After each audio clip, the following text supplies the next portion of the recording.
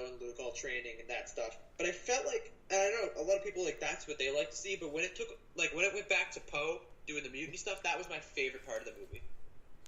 That was great. I was really excited to do that. The whole Finn Rose stuff, like I didn't hate it as a lot of people. I know a lot of people hated that. I thought that was fine. I thought like it never went to a part I didn't like. I just liked watching the escape stuff the most. But it's number 5 for a reason. It was really great. For sure. Yeah. Number 4 is It. I'm a big fan of It. Big supporter of It. From like 3 years ago when they said they were going to do it. And this movie, it was in development hell forever. Yeah. They went through a lot of different actors as Pennywise. Yeah. When I was little, I was really scared of the Tim Curry Pennywise. Then I kind of grew out of that. And, like, it was just like, I saw this twice. I think it was the only movie I saw twice this year. Just because it was awesome. Like, I saw it the day it came out, and I saw it with Liam. And it was just, like, the kid actors are amazing. Oh, yeah. Finn from Stranger Things. Fantastic. Yeah. Hilarious, too. Yeah. Bill Skarsgård as Pennywise was animalistic. Like, he wasn't... A lot of people actually said, like, he wasn't Tim Curry, but he wasn't supposed to be Tim Curry's Pennywise. He's something different. He was an animal. Like, he was not the clown. And it was awesome. It was just... I don't even think it was, like... The one thing, I guess it wasn't that scary. Do you agree with that? It wasn't that scary? Yeah, it's more of a... In terms of, like, horror thriller, I feel like it's more of a thriller.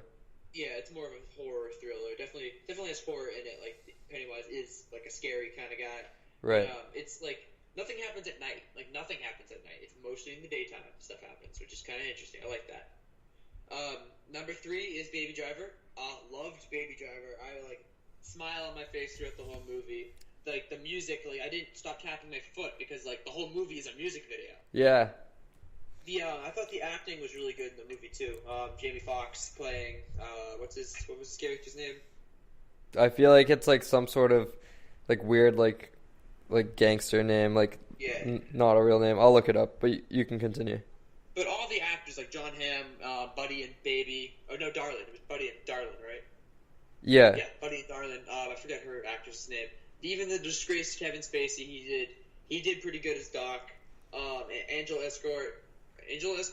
Yeah, Ansel Elgort. Yeah. Jamie Foxx played Bats. Yeah. They all did great. It was just really fun. It was a great summer, kind of like get in the mood movie. I haven't watched it since the theater. I do have it on Blu-ray though. I gotta watch that soon. And my number 2, I just saw this a couple days ago. The Disaster Artist completely blew me away. I thought it was just gonna be like making fun of The Room, kind of like Seth Rogen, James Franco kind of comedy, but it was like really sad. Like it was funny, but it was like funny because it was sad. Yeah. Like, Tommy Wiseau is a weird guy. But he really, like, both, like, Greg Sestero and Tommy Wiseau, like, you felt bad for them. Like, they were, like, in L.A. not doing any, like, it's hard to make it in that business. And, like, yeah, Tommy was kind of a jerk throughout most of this movie, and he's a weird guy, he does odd things, but, like, that's just who he was. And, like, at the end of the movie, when they're first showing The Room to the theater, and everyone's laughing at it, like, he starts crying, I kind of shed a tear, like, it was really sad. Yeah. It was, like, sad. I really got to get around to see it. James Franco, he already has been nominated for Best Actor for Golden Globes. He needs that Oscar nomination. It would be amazing to get Tommy Wiseau at the Oscars. I've said before, what a full circle thing for The Room, from worst to first. It was awesome. It was really something to see. For sure. So, without further ado, should I go with my number 1 and then turn it over to you? Yeah. All right, perfect. So, my number 1... I did not see this movie in theaters. This was actually random. I think it was like a Wednesday or Thursday night. I was bored, had nothing else to do, so I was just going through movies I hadn't seen in 2017 that had come out on digital or Blu-ray, and I was just going to pop on something, just whatever was on Verizon or whatever, rent it if I have to. And so I was just going through movies that were highly praised that I had not seen yet, and so there was one I came across, and it's a little film called Get Out, directed by Jordan Peele, his directorial debut, and I was kind of hesitant to see this movie because I heard, like, oh, it's horror, but it's also comedy, but it's also social commentary, and I was like, how much can you really cram into this movie? But its placement at number 1 on my list as my favorite movie of the year kind of speaks volumes. This movie is fantastic. There's so much to think about with this movie. Like, I haven't stopped thinking about it since I saw it, which was at least a month or 2 months ago. But just this movie, its characters, its portrayal of those characters, the side friends. I don't want to butcher any characters, so I'm just going to look it up real quick. But the side friend, I believe it's Rob, as just like the comedic side character, I guess. He really grounds it, but he's also like the voice of reason. Comic relief. I don't know why I blanked on that. But it was Rob. Yeah, Rod Williams, sorry. But him as the comedic relief and kind of grounding the movie, I thought was fantastic. Danielle Kaluuya as the main character, Chris Washington, thought he was fantastic. He was also in my favorite episode of Black Mirror, 15 Million Merits, and that also drove me to see this movie because I don't know much about him as an actor, but I loved his performance in that episode of Black Mirror. The twists and turns in this movie, when it gets revealed that when they're having the rich people party at the estate, it's an auction for Chris. I thought that was insane. I thought the whole idea of Jesse Owens and how he beat the grandfather, and that's why the grandfather's brain transplant was in a runner. Insane. Just the way this movie takes you. And then at the very end, this really got me. At the very end, when Chris has basically killed the whole family after finally escaping the estate, and a police car rolls up, and you realize the injustice that's going to happen because Rose, I believe is his girlfriend's name. Yeah, Rose pretends that Chris was the one who killed her. Well, obviously he was, but pretends like it was him lashing out. And then you feel like, oh man, this is a big injustice. And while it actually was the original ending, but Jordan Peele felt it was too depressing, so he made the police car that shows up actually Rod as airport security in his airport security police car to save the day.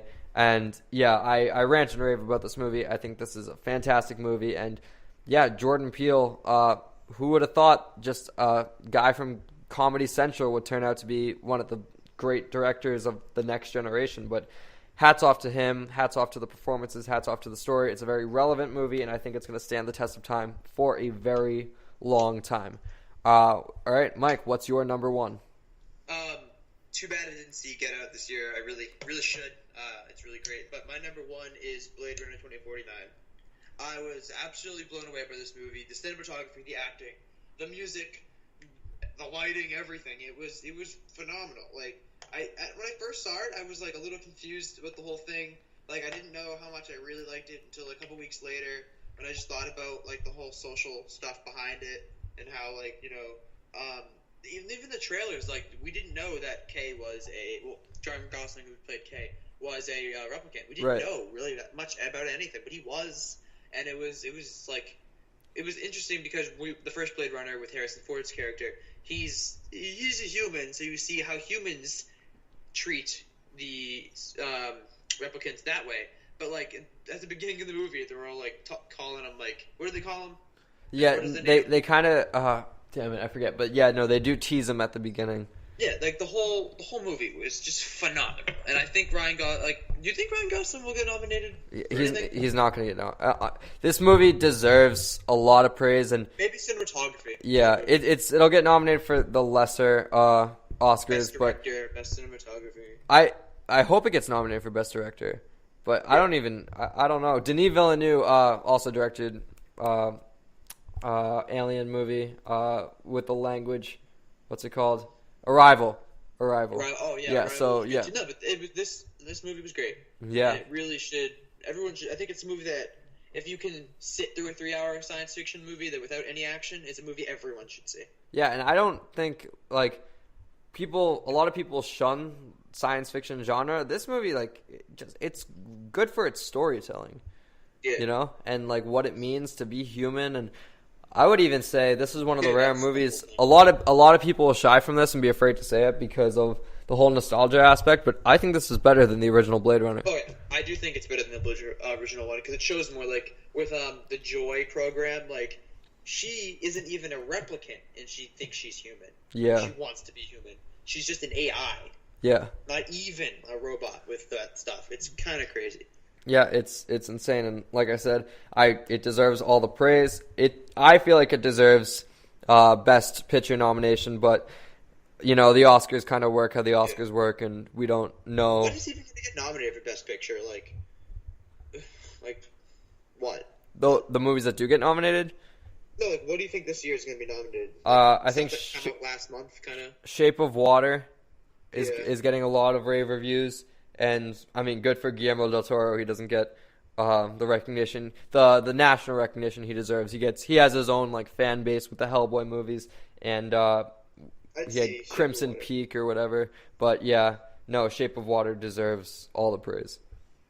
But other than that, Logan is really the only one that's getting a lot of, press. And Fox is really pushing the idea of, get this movie nominated. We don't, Oscars...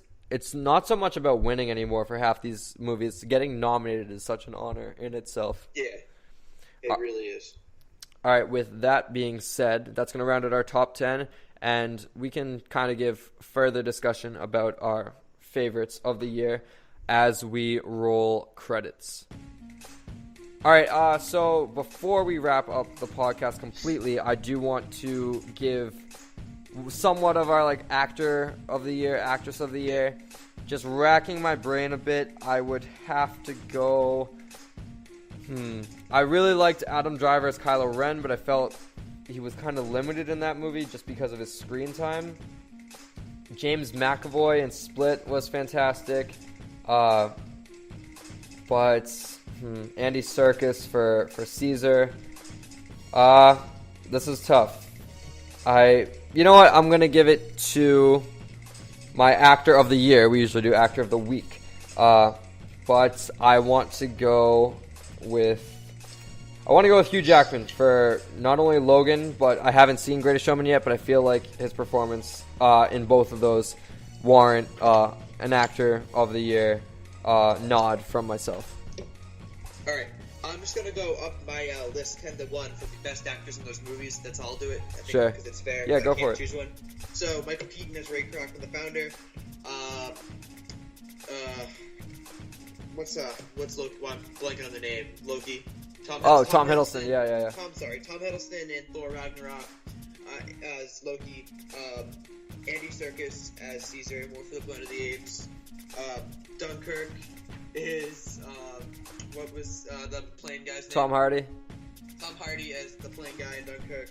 Adam Driver and Logan Lucky as, I forget his name.